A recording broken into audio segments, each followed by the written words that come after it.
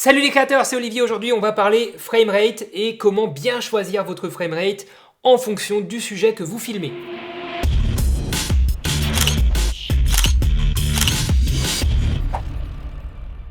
Alors déjà commençons par un petit point définition. Qu'est-ce qu'un framerate?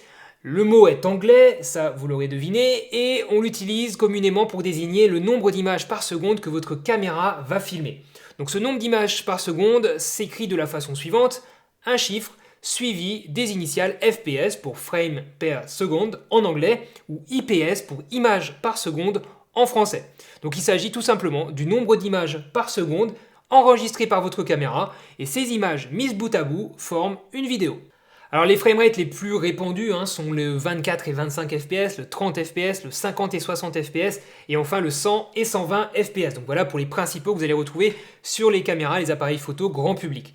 Maintenant il y a de plus en plus de caméras qui proposent des fps encore plus élevés comme par exemple le 240 fps voire même plus sur certains smartphones par exemple, mais en général c'est au détriment soit de la qualité soit de la durée d'enregistrement. Et si par hasard vous souhaitez réaliser les mêmes vidéos que mon ami Stéphane Couchot, allez voir sa chaîne si vous ne connaissez pas Stéphane, il vous faudra vous munir d'une caméra filmant parfois plusieurs dizaines voire plusieurs centaines de milliers d'images par seconde et c'est des caméras qui en général valent plutôt très cher. Alors pourquoi allons-nous filmer avec autant d'images par seconde? Et bien tout simplement pour pouvoir ralentir la vitesse réelle d'un mouvement et ainsi obtenir découvrir une nouvelle vision de la réalité qui est perçue par nos yeux. Alors attention maintenant à ne pas confondre framerate qu'on vient d'expliquer et vitesse d'obturation, shutter speed, qui cette fois-ci correspond au temps d'exposition de chacune des images de votre framerate.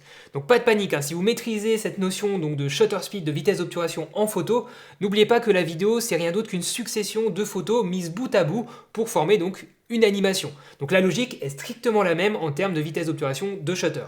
Prenons l'exemple suivant, vous souhaitez filmer à 50 images par seconde, donc à 50 fps. Vous demandez à votre caméra d'enregistrer 50 photos par seconde.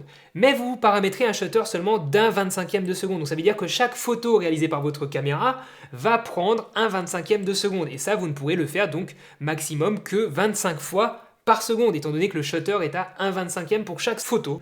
Donc qu'est-ce qui va se passer? Les images enregistrées vont être dupliquées pour obtenir les 50 images par seconde que vous avez demandé à l'origine. Donc la première règle va être la suivante, choisissez toujours un shutter qui soit plus rapide, égal ou plus rapide que votre nombre d'images par seconde. Donc dans notre exemple, si vous souhaitez enregistrer 50 images par seconde, choisissez un shutter qui soit égal ou supérieur à 1/50e de seconde. Alors maintenant, il va être important de distinguer deux choses. Le nombre d'images par seconde de tournage, paramétré sur votre caméra lors du tournage, et le nombre d'images par seconde de diffusion, qui est aussi celui que vous allez choisir lors de votre montage sur votre ordinateur. Et ça donc c'est très important de bien le comprendre pour vous, puisque le premier, le nombre d'images par seconde capturé lors du tournage, donc que vous avez paramétré sur votre caméra sur le terrain, ça vous permet basiquement de capturer les mouvements avec plus ou moins d'images, afin par exemple de vous offrir la possibilité de réaliser des ralentis lors du montage. Et de l'autre côté, donc le nombre d'images par seconde que vous allez choisir pour votre projet vidéo sur votre logiciel de montage, ce sera aussi sans doute votre framerate lors de l'export et donc de la diffusion. Alors vous pouvez filmer par exemple en 50 fps et réaliser un montage en 25 fps, ça ne pose aucun souci. Par contre, vous ne pourrez pas filmer en 25 images par seconde et réaliser un montage en 50, sauf bien sûr si vous voulez réaliser un accéléré, donc en utilisant 2 secondes filmé pour 1 seconde de vidéo montée. Alors quels sont les framerates que l'on va appeler des framerates de base? En fait, ces framerates de base permettent de restituer des mouvements à leur vitesse réelle, donc tels que l'œil humain les perçoit. Vous avez le 24 fps qui est historiquement celui qui est utilisé par le cinéma, même si maintenant d'autres fps peuvent être utilisés. Vous avez le 25 fps qui est utilisé par le standard de diffusion PAL, en télévision principalement en Europe. Et vous avez enfin le 30 fps utilisé par un autre standard qui est le NTSC, en télévision aussi, mais cette fois-ci principalement aux États-Unis. Alors, petite parenthèse, attention de ne pas croire que nos yeux ne voient que 24 images par seconde. C'est totalement faux, comme le fait que soi-disant c'est la persistance rétinienne qui serait à l'origine de l'illusion de mouvement. Ce sont deux idées reçues qu'il faut combattre. Max Bird, si tu nous entends, on compte sur toi pour nous faire une vidéo sur le sujet. Prenez pour exemple ce flash ici à 1/100e de seconde. Voilà, je peux vous dire que le flash, je l'ai vu passer, je suis ébloui. Donc c'est bien la preuve que je vois bien plus que 24 images par seconde. Vous avez même des flashs qui déclenchent à 1 millième, voire 1 2 millième de seconde, et vous allez aussi les voir passer, les éclairs. En fait, nos yeux ne voient pas des images par seconde, mais on capte, on perçoit de la lumière à la vitesse de la lumière, tout simplement. Donc on vient de voir cette première catégorie de framerate que j'ai appelée les framerates de base, on va les mettre ici, donc le 24, le 25 et le 30 fps, et on va créer une seconde catégorie qu'on va appeler les framerates à haute fréquence d'image ou HFR, donc ils vont regrouper tous les framerates plus élevés. On va tous les mettre ici, comme ça c'est plus simple, ça fait que deux catégories, et ces framerates donc HFR sont également parfois utilisés dans le cinéma. Alors maintenant, la grande question, comment être créatif avec tous ces framerates, ces deux catégories de framerates? Comment mixer tout ça par rapport à son sujet, puisque c'est ça qui vous importe ici dans cette vidéo, j'en suis sûr. Donc l'idée est d'accélérer ou de ralentir la vitesse normale du mouvement afin d'apporter du dynamisme dans vos réalisations. C'est pour ça que vous allez mixer de framerates, sinon vous n'avez pas d'intérêt à mixer les framerates.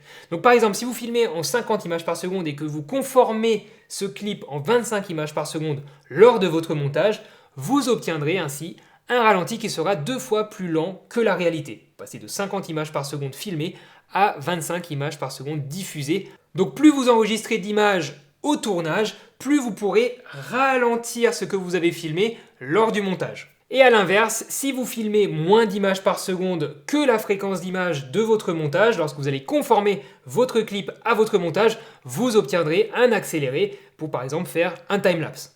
Maintenant donc, comment choisir le bon FPS en fonction de votre sujet? Alors vous allez me dire, pourquoi ne pas toujours filmer avec un framerate élevé? Et c'est pas stupide comme réflexion.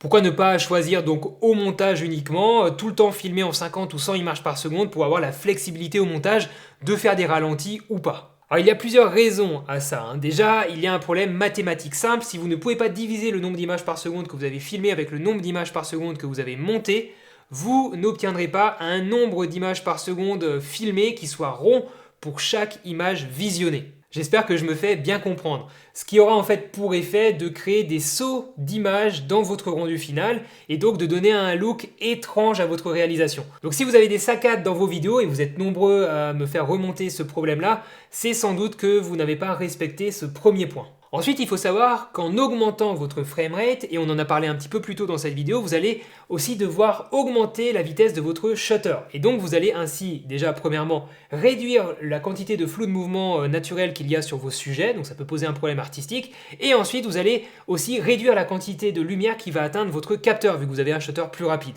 Et si vous réduisez la quantité de lumière, vous allez avoir un vrai problème d'exposition, peut-être un vrai problème d'exposition, surtout si vous filmez en soirée, de nuit ou en intérieur. Certains boîtiers proposent même maintenant de la 4K à 60 images par seconde, c'est juste extraordinaire et pour moi c'est un des gros avantages par exemple du Panasonic GH5. Et enfin, plus vous augmentez le nombre d'images par seconde, plus vous allez réduire le débit, ce qu'on appelle le bitrate, qui est très important, fondamental lorsqu'on parle de qualité vidéo. Donc vous allez réduire comme ça le bitrate de chaque image et donc la qualité de chacune d'entre elles. Par exemple, pour vous expliquer ça, si vous filmez en 4K à 25 images par seconde avec un débit de 100 mégabits par seconde, ce qui est très bien, eh bien vous disposez d'un débit à l'image qui va être plus élevé que si vous filmez cette fois-ci 100 images par seconde avec aussi un débit de 100 mégabits par seconde. Donc retenez ici qu'à débit égal, vous aurez une qualité d'image à l'image qui sera plus élevée avec un FPS plus bas. C'est logique, c'est mathématique. Du coup, vous allez me dire comment choisir le bon framerate? Eh bien c'est tout simple, c'est comme un petit peu tout en photo et en vidéo. Vous allez choisir ce paramètre-là en fonction du sujet que vous filmez et aussi du rythme du montage que vous avez imaginé ou de la musique que vous avez choisi par exemple. Alors pour vous donner quelques repères, en dessous d'un FPS, en dessous d'une image par seconde, vous allez vous en servir pour créer par exemple des hyperlapses ou une suite de photos d'images fixes. Entre 1 et 15 FPS, c'est un nombre d'images qui va vous servir à réaliser par exemple des hyperlapses ou des timelapses. Le 24 et 25 FPS, vous allez vous en servir par exemple pour tout ce qui est captation de son, de voix, pour par exemple enregistrer les dialogues d'une interview. Vous pouvez aussi vous en servir de nuit ou en conditions de basse luminosité, par exemple en intérieur, puisque j'en ai parlé tout à l'heure, grâce à un FPS bas, vous allez aussi pouvoir avoir un shutter, une vitesse d'obturation basse et donc laisser passer davantage de lumière. Vous allez aussi vous servir de ces FPS lorsque vous allez filmer des paysages où il n'y a pas de mouvement que vous avez envie de ralentir. Ça vous permettra d'optimiser, on en parlait tout à l'heure aussi, optimiser la qualité des images de ce paysage-là, puisque vous allez comme ça augmenter le bitrate de chaque image, étant donné que vous ne filmez pas beaucoup, entre guillemets, d'images par seconde par rapport à du 60 ou du 120 images par seconde. À savoir que personnellement, j'utilise tout le temps du 25 images par seconde pour filmer lorsque je ne filme pas donc des ralentis en 50 ou en 100 images par seconde.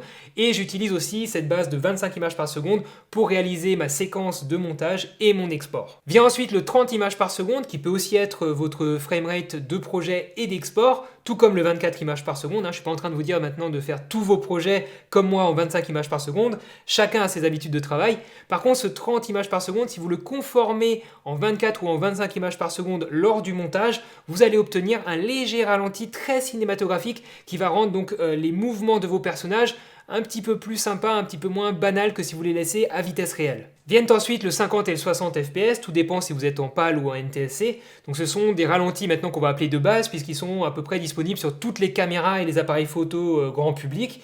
Et je m'en sers principalement pour filmer par exemple de l'humain, pour retranscrire de l'émotion à travers des séquences qu'on va pouvoir allonger, ralentir un petit peu afin que le spectateur ait le temps de s'imprégner, de s'immerger dans le moment filmé.